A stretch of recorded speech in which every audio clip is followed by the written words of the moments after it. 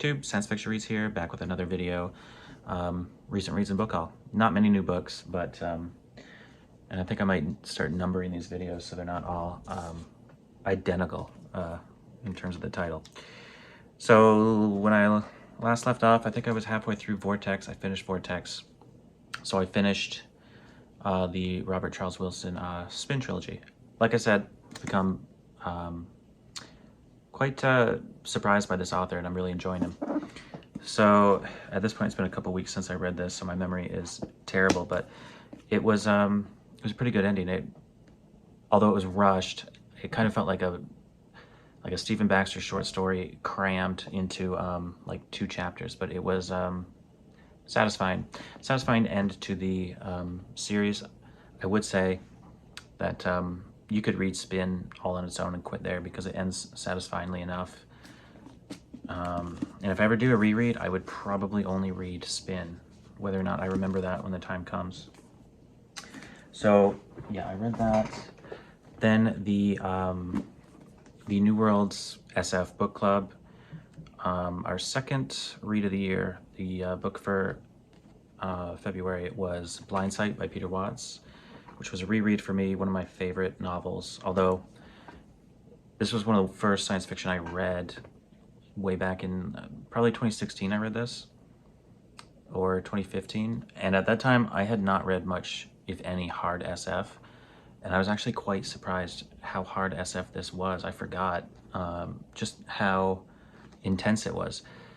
Until I was halfway through, I thought I might not rate this a 5 out of 5 like I did the first time. But much like the first time, it, of course, because it's the same book, right? But it all wraps up quite satisfyingly.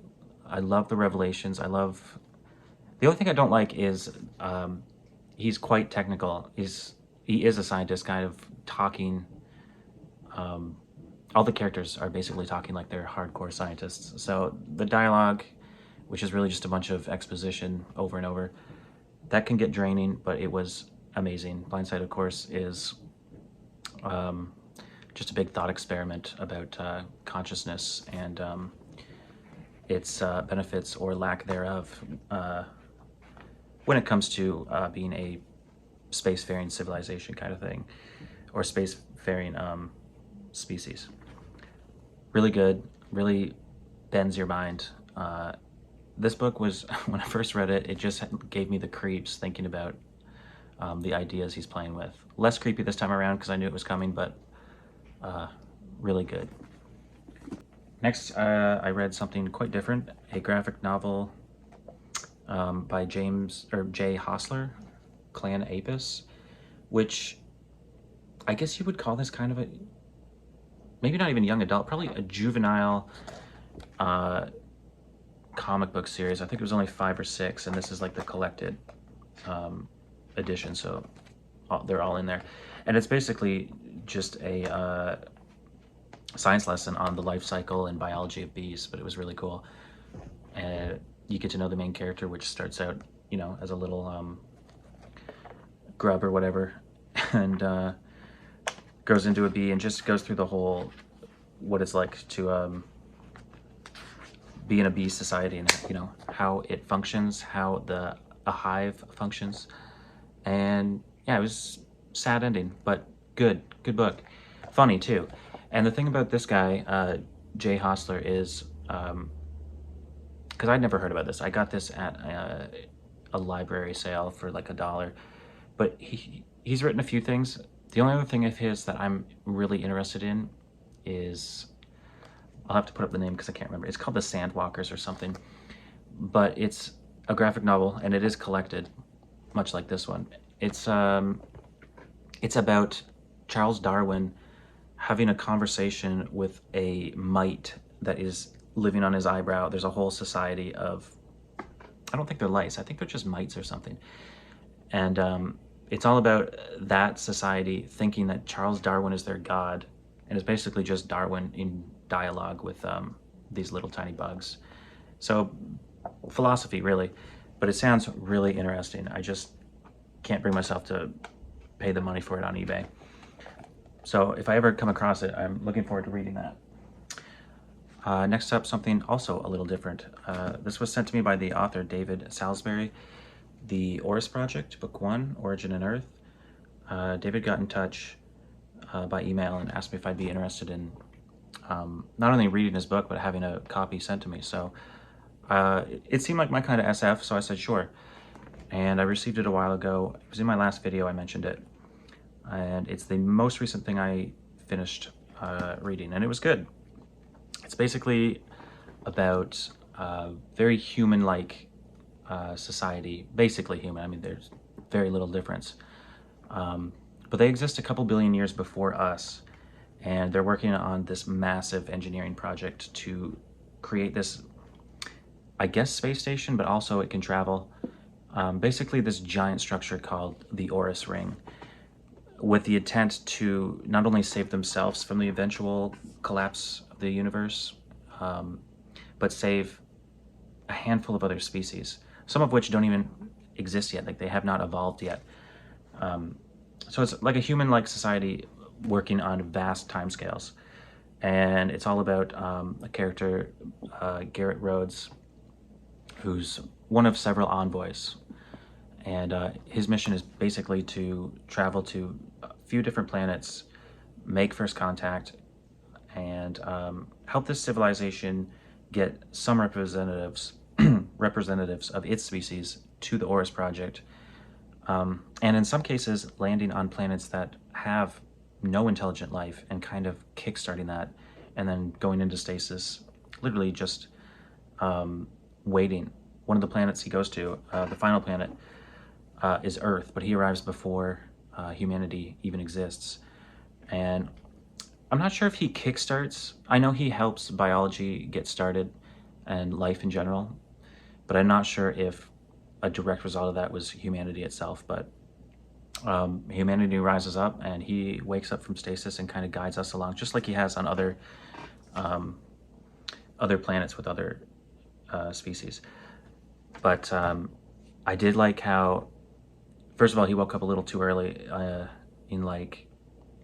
well, he woke up a couple times in human history, but the part I liked was when he ended up in the 1800s, Italy, and he kind of hooked up with a priest to learn not only Italian, but French, and kind of got his bearings, figured out where the world was at developmentally, technology-wise.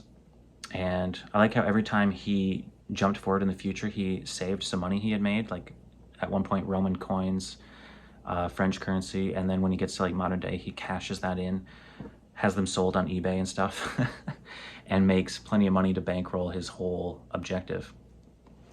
It was cool. I enjoyed it. And it's part of an ongoing series. I think he's currently working on the 3rd book. And I think he also, reading his website, has a standalone book coming out at some point this year. So again, David, I thank you for that. It was pretty good. I liked it. And thank you for getting in touch. So one other thing, I started this, it feels like ages ago. This is one of my amazings, September 1959. I chose a story out of here, a Murray Leinster short story. I thought it was a short story. It turns out, had I have looked at the actual title, it's a full-length, or a 50s idea of a full-length novel. I've almost finished it. It's called Long Ago, Far Away. And it is about this spacecraft that appears in the Antarctic. And humanity thinks it's from some other planet, but this guy that gets involved with the people on this spaceship, because they're human children that appear in the spaceship, he gets involved with them and comes to find out they're not actually from somewhere in space, but they're from somewhere in time, previous civilization on Earth, trying to escape a cataclysm. And he's kind of stuck between, do I help these kids bring another wave of humanity into modern day and kind of destroy our society, or do I shut that down and prevent it? And it's funny because the character wants to basically avoid that happening, but I can't help but feel if this was written today by a modern SF author, it would be all about, well, we got to make this happen. We have to get in touch with this humanity of the past and save them and learn together and live together. Complete opposite. I feel like that's one of the things I like about old SF. Sometimes the mindset of the characters or the society at the time is kind of funny.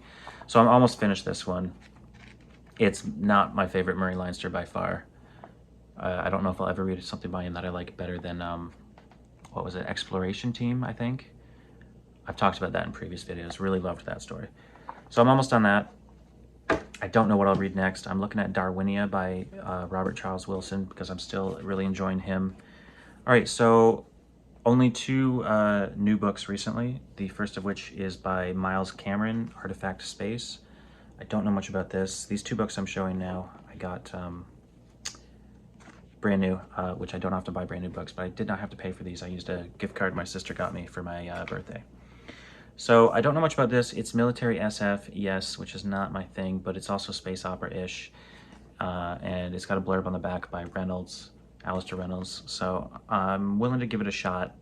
And I have heard it has quite interesting aliens. I'm pretty sure I read that on Goodreads. I've been reading up on so much stuff on Goodreads, I might be misremembering. Pretty sure there's interesting aliens in here. The other one I grabbed accidentally, this was kind of a screw up. Adrian Tchaikovsky is the expert systems champion. I was really looking forward to this until I realized this is the sequel to Expert Systems Brother. I forgot that exists, and I grabbed this. They didn't have the first one, but I saw this and I thought it was the first one. So, and I want to read this story. Not that I know much about it, but it's Tchaikovsky and it's a Tor novella. They're always good. So I might break down and just buy the digital copy and read that really quick so I can read this, or I might just hold on to it till I get the first one. But that's it, a very short video, some good reads recently, and yeah, as always, thanks for watching. See you next time.